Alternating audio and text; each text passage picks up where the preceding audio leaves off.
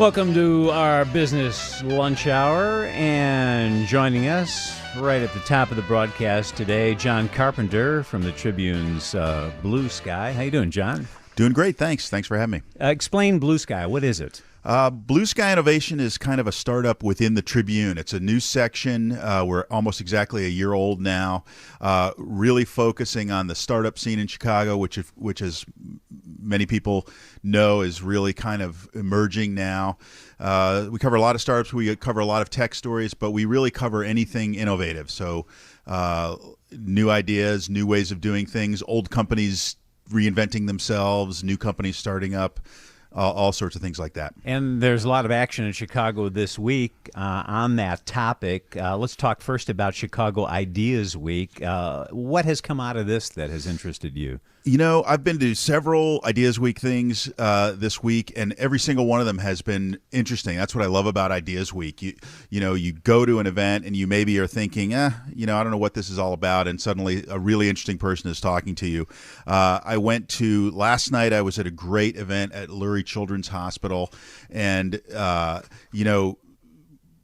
most children are healthy, so when you have sick children and are doing surgeries on sick children, it's almost always rare and new, and so the surgeons are very innovative. So we heard a surgeon talking about using 3D printing both as an educational tool for medical students so they can practice working in those small spaces that they have to work in, but they also can take CT scans and scan an actual infant's heart with an abnormality so that the doctors, before they go into surgery, can look at that heart and can see where the abnormality is and can plan out how they're going to get there and what they're going to do, because they're looking at they're holding in their hands a 3D model of the heart.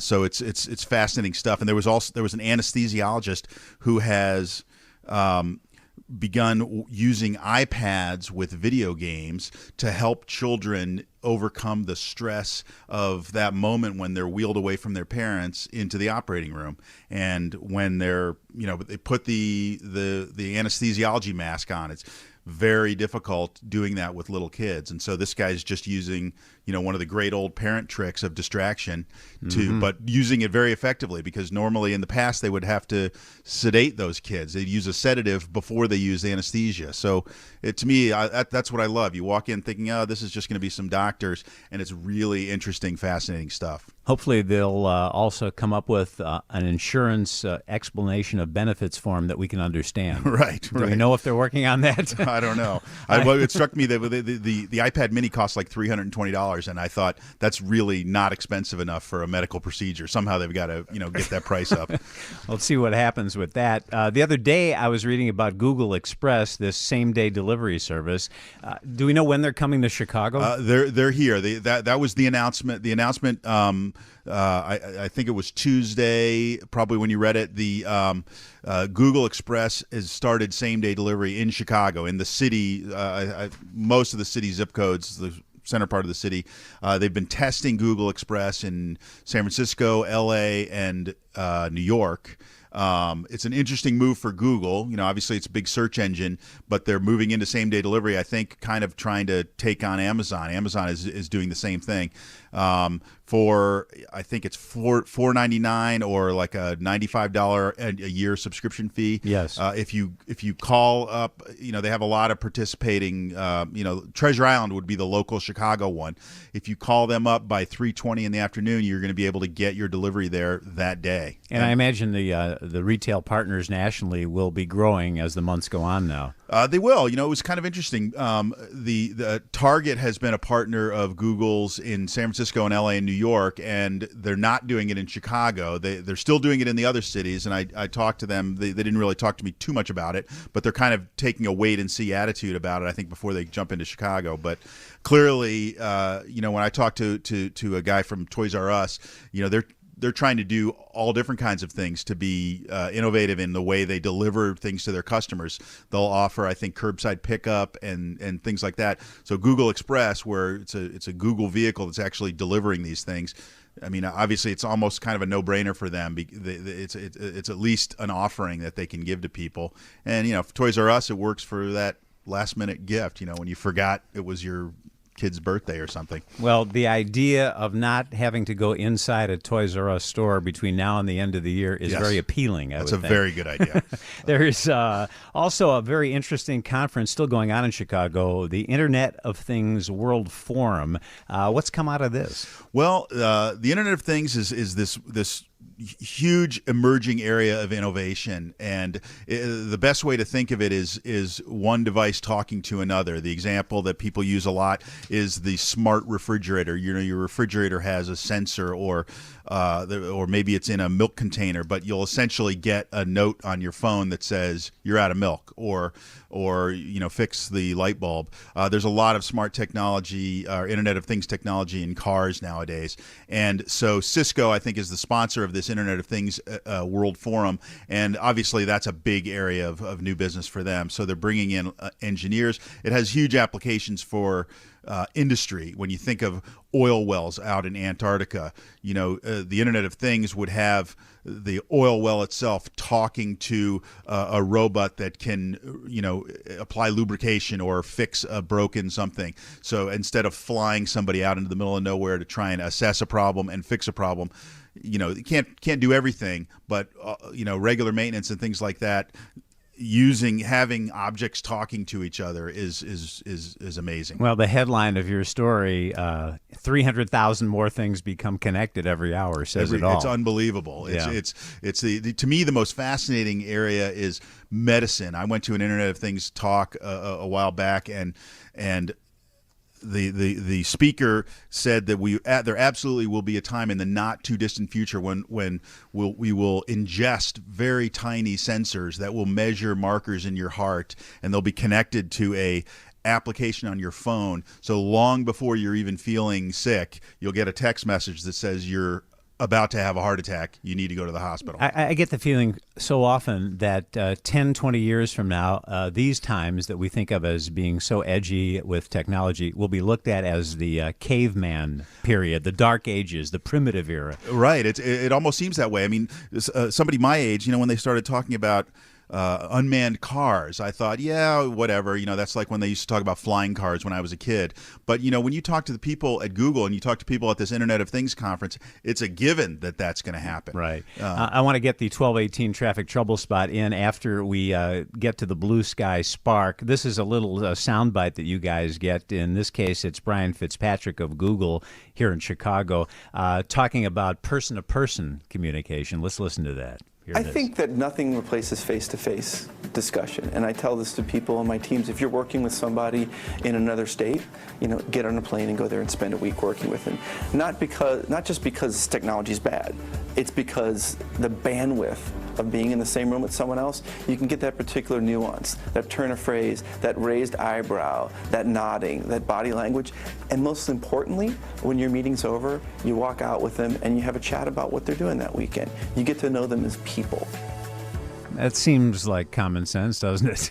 Yeah, it sure does. I mean, but so much of the tech world is talking by email and text message that it's a little bit unusual. Yeah, I think that works in our social lives as well. Yeah, for sure. John Carpenter from the Trib, Blue Sky. Appreciate it, John. Thank you. You're welcome. Thanks for having me.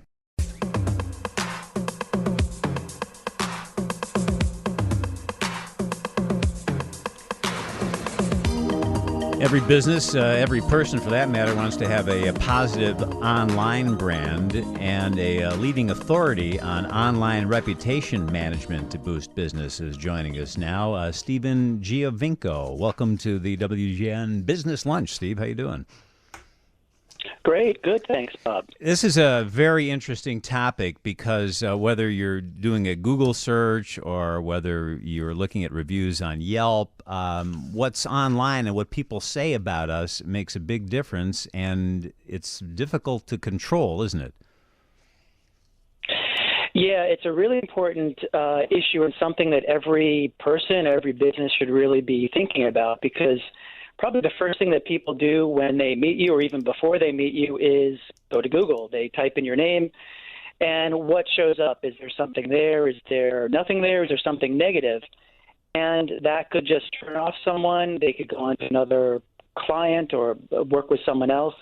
So it's really important to build a good online reputation, especially today when there are so many review sites like Yelp and all kinds of other things that are going on. Well, what's some general advice that we can all use on this subject? Yeah, I think probably the first thing is go to Google, type in your name, what shows up. You're okay, Bob, and so is Marianne, by the way. I checked you guys out. Oh, good. But yeah, it's good to know. But see what's there. Is all of the information that's about you, is that showing up? Because basically, what you want to do is translate your expertise in your business online. So, for example, have a blog or write a blog. Write about things that are important or that people, your clients, are interested in.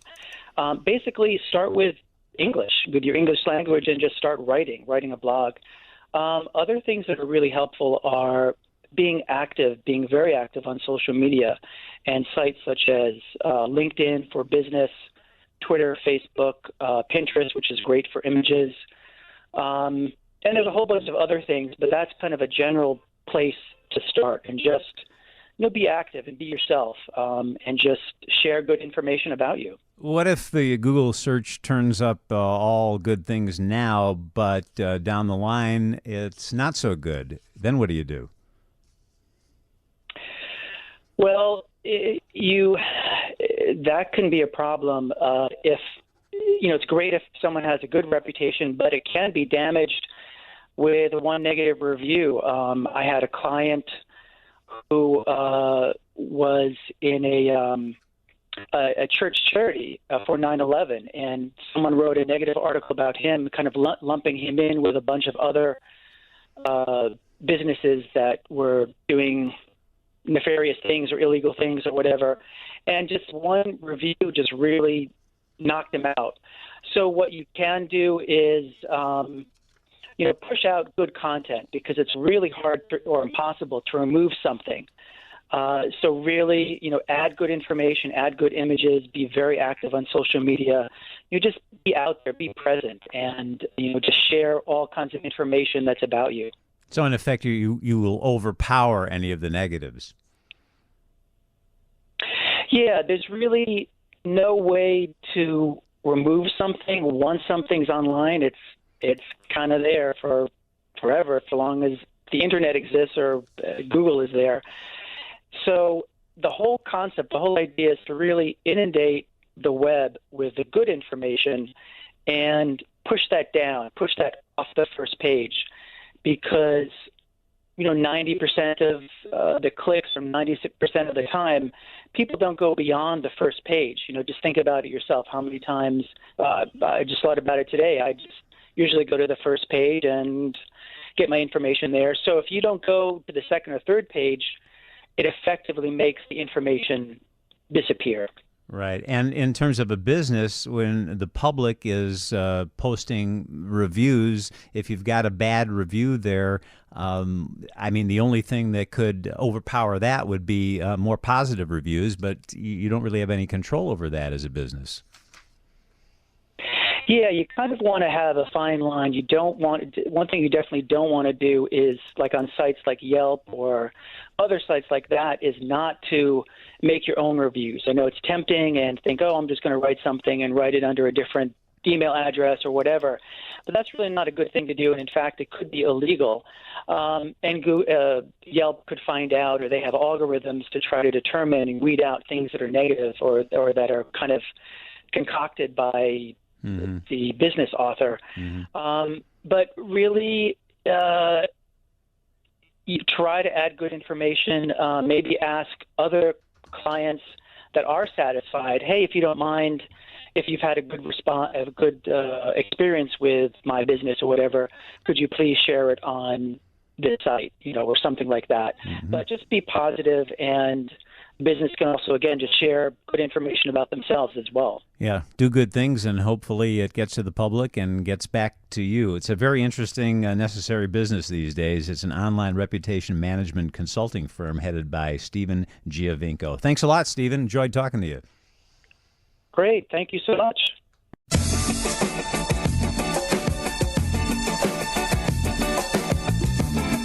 Continuing the business lunch hour break, let's talk about hashtags, likes, and shares with Scott Kleinberg, nationally syndicated columnist and the social media editor at the Chicago Tribune.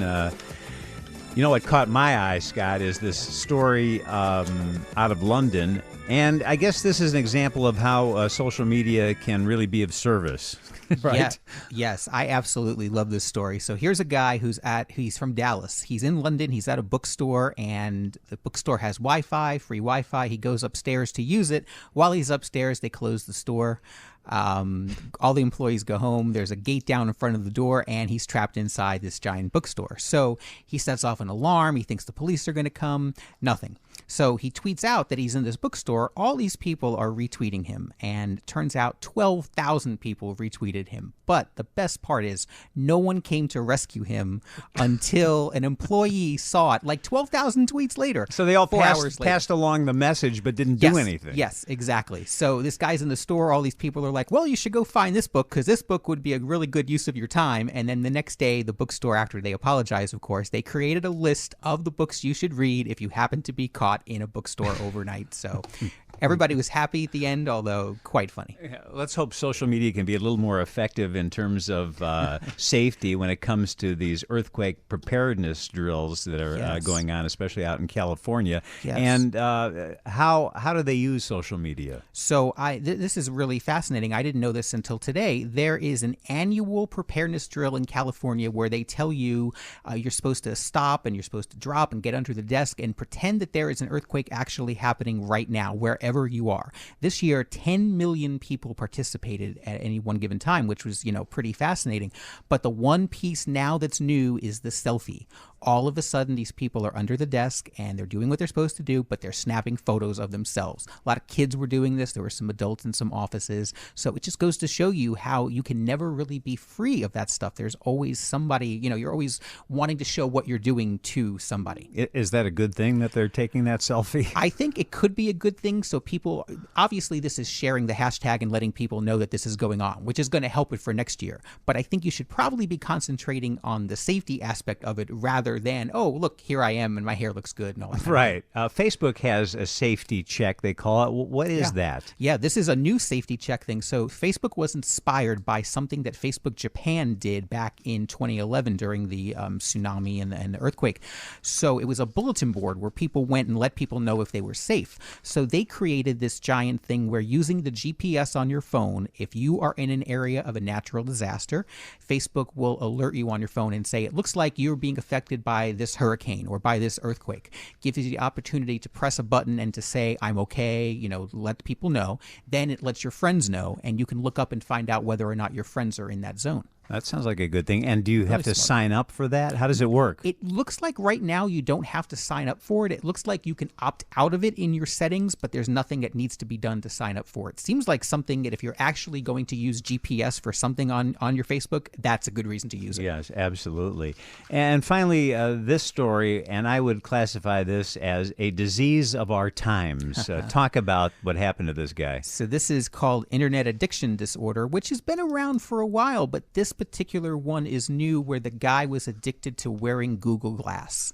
And basically he was wearing it 18 hours a day or more. The only time he took it off is when he went to bed or when he took a shower.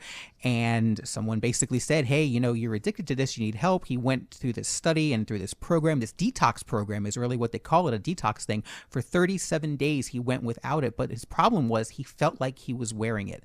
And I don't know about you, but I have that thing that people have talked about where if you keep your cell phone on vibrate and your phone's not in your pocket, you feel like it's in your pocket. That's what was happening with this guy. He was like reaching up to his face and he was thinking that the glasses were actually there when they weren't. Oh yeah, my leg vibrates a couple times a day. But how do you get addicted to the Google Glass? I think with Google Glass, it's because there's always something on around you. You always know what's happening. Google announced on Tuesday that the notifications that come to your Android phone can now be broadcast automatically to Google Glass. So picture every single time you have a text message or every single time you get a tweet, it flashes in front of your eyes. I think for this guy, I think it just became too much. It was one of those things where you walk around, it becomes a part of you. You're taking photos without thinking. You're responding to people without thinking. It's bad enough that I'm attached to my phone. I can't imagine my phone literally being attached to my head. It's official, Scott. The end of civilization is here. I think you're right. Have a good weekend. You too, Bob. Thank you.